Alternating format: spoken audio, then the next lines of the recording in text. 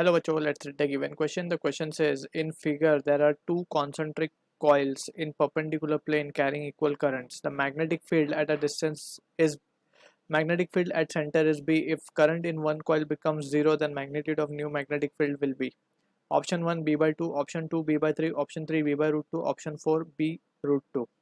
So this is the simple case where we can just have to have an understanding of the direction of magnetic field, right?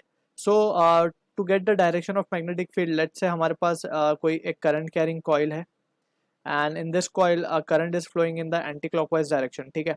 और हमें centre पे अगर इसकी magnetic field पता करनी हो, so we can say we have to use right hand thumb rule. So right hand thumb rule के according we need to curl the finger of right hand in the direction of current and thumb will give the direction of magnetic field. So in this case the magnetic field direction comes in the upward direction, right? So इस तरीके से हमें magnetic field मिलेगा due to this current carrying coil. अब also we need to understand about the following cases of just vectors के बारे में हमें थोड़ी knowledge होनी चाहिए.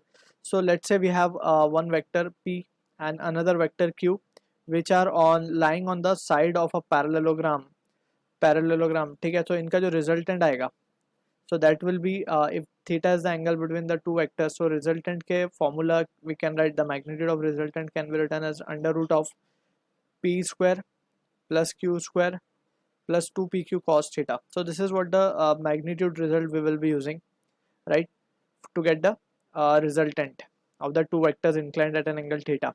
So using this result we will try to analyze the question. अगर हम इस coil को नाम दे दें 1 और इस coil को नाम दे दें 2, so magnetic field due to 1 same principle से हम निकाल सकते हैं right hand thumb rule. So इसका डायरेक्शन आएगा टुवर्ड्स राइट, ये हो गया B1 magnetic field due to 1, right. और मैग्नेटिक फील्ड ड्यू टू 2 का वैल्यू आएगा ऊपर की तरफ B2, right. And we know के करंट कैरिंग सर्कुलर कॉइल की वजह से जो मैग्नेटिक फील्ड आता है सेंटर पे, it is given by the formula mu naught I by 2r. So this is the magnetic field at the centre of a current carrying circular coil. This expression से हम देख सकते हैं कि अगर यहाँ पे हमें दोनों कॉइल पे करंट सेम गिवन है and both the coils are concentric, that means we can say कि in that situation we can say यहाँ पे हम देख सकते हैं magnetic field is proportional to the value of current, ठीक है. so in both the हमें given है कि दोनों ही coil में same current flow हो रहा है, ठीक. and since it is both are concentric coil, so we can say दोनों ही situation में R की value भी same है. so in that situation हम क्या लिख सकते हैं कि magnetic field in terms of magnitude दोनों ही coil का same होगा, B1 is equals to B2. अब यहाँ पे वी कैन सी इन दोनों का रिजल्टेंट कुछ इस तरीके से निकल सकता है, ठीक है, क्योंकि B1 इक्वल्स टू B2 है तो ये एकदम एंगल बाइसेक्टर से पास होगा रिजल्टेंट. सो इस केस में रिजल्टेंट को हम क्या लिख सकते हैं, अंडर रूट ऑफ B1 का स्क्वायर प्लस B2 का स्क्वायर, राइट. cos 90 की वैल्यू तो जीरो हो जाएगी. सो इन दैट सिचुएशन अगर हम कहें कि B1 is equals to B2, तो इन दैट सिनेरियो हम लिख सकते हैं कि root two B1 will be equals to, ये नेट मैग्नेटिक फील्ड को हम मान लेते हैं, लेट्स से ये B है हमारा, ठीक है ना. सो इसको क्योंकि हमें it has been given magnetic field at the centre is B, so हमने इसे B मान लिया. So this is the case we are getting, let's say हमारा एक्सप्रेशन नंबर 1 है.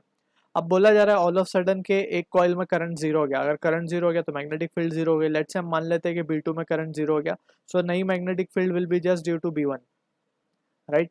और B1 हमें एक्सप्रेशन 1 से क्या मिला है, it is B by root 2 from 1.